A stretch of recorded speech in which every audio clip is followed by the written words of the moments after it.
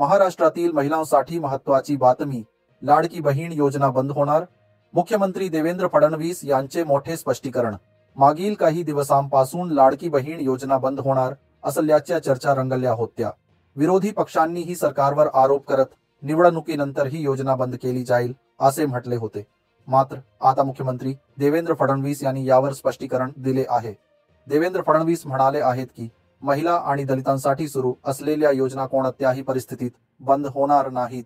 लाडकी बहीण योजना सुरूच राहील. तसेच आम्ही जाहीरनाम्यात दिलेली सर्व आश्वासने पूर्ण करणार आहोत.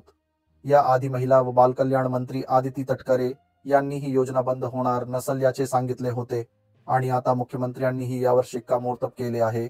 योजनेतील अर्जांची सध्या पडताळणी सुरू आहे. अपात्र महिलांचे अर्ज बाद केले जाणार आहेत.